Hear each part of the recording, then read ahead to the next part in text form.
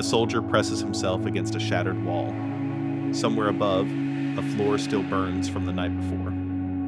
He counts 3 grenades left. Behind him, a boy, barely 18, grips a rifle he was never properly trained to fire. This is not open warfare.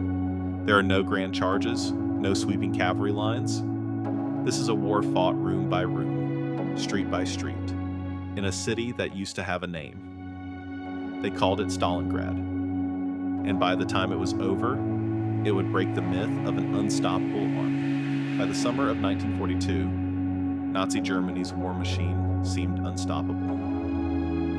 Its forces had pushed deep into Soviet territory, aiming for the oil fields of the Caucasus, and the city that shared the Soviet leader's name became both a practical target and a symbol neither side could afford to lose. For Hitler, taking Stalingrad meant severing a vital Soviet supply route and delivering a symbolic blow. For Stalin, losing it meant losing more than territory.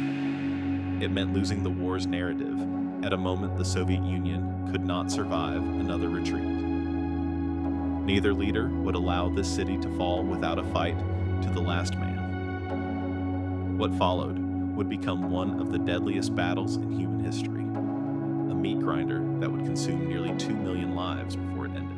In August 1942, German bombers reduced much of Stalingrad to rubble within days.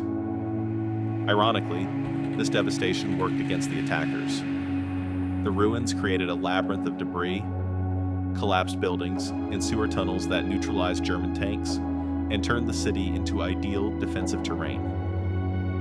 Soviet General Vasily Chuikov, commanding the 62nd Army, adopted a deliberate strategy.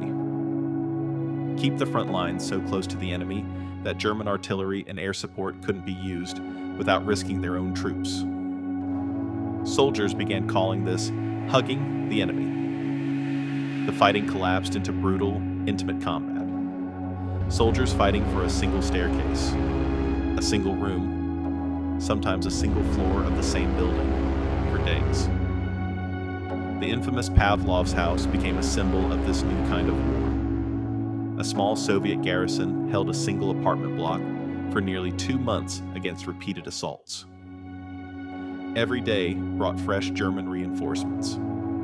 Every day, Soviet defenders were ferried across the Volga River under constant bombardment, many not surviving the crossing. Losses on both sides climbed into the tens of thousands, and this was still only the beginning. By November 1942, German forces controlled roughly 90% of the city. Soviet defenders were pinned to narrow strips along the Volga's western bank. To the outside world, Stalingrad's fall looked imminent. But behind Soviet lines, a different plan was taking shape.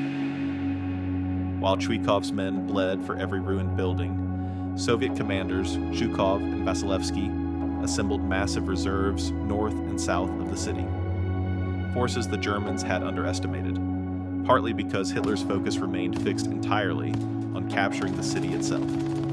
On November 19, 1942, the Soviets launched Operation Uranus, a coordinated pincer attack striking the weaker Romanian and Hungarian forces guarding the German flanks.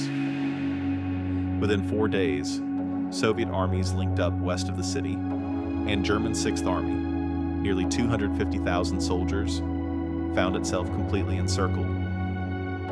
Hitler refused to authorize a breakout.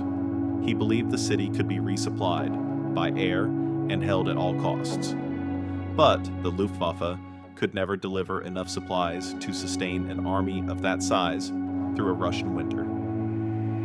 Trapped, freezing, and starving, German soldiers began dying not just from combat, but from exposure, disease, and hunger.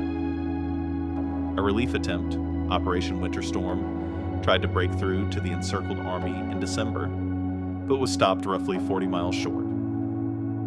For the men trapped inside the pocket, that failure meant the end of any real hope of rescue. By January 1943, the German 6th Army was a shadow of the force that had entered the city 5 months earlier. Ammunition, food, and medical supplies were nearly gone.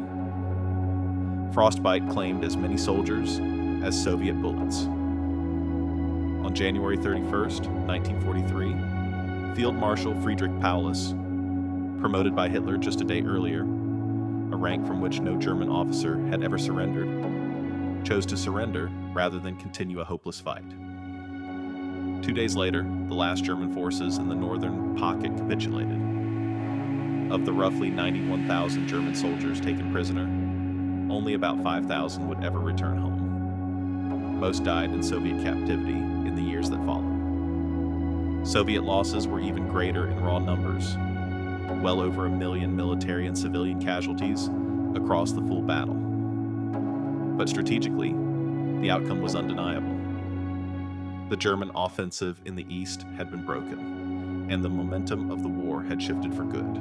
Stalingrad was not the final battle of the war, but it was the moment the war's trajectory changed. Before Stalingrad, Germany advanced seemingly without limit. After it, Germany was almost always retreating. It's tempting to reduce Stalingrad to numbers. Nearly 2 million casualties, a city erased and rebuilt. But at its core, it was decided by individuals. Soldiers fighting for a staircase, commanders making decisions under impossible pressure, and an army whose survival hinged on stubbornness as much as strategy. The city was rebuilt after the war and renamed Volgograd, but the ruins of Stalingrad remain one of history's starkest reminders of what happens when two nations decide a single city is worth any cost.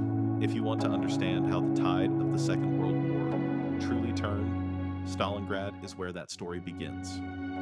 Subscribe for more deep dives into the battles that shaped history, and let me know in the comments which battle you want covered next.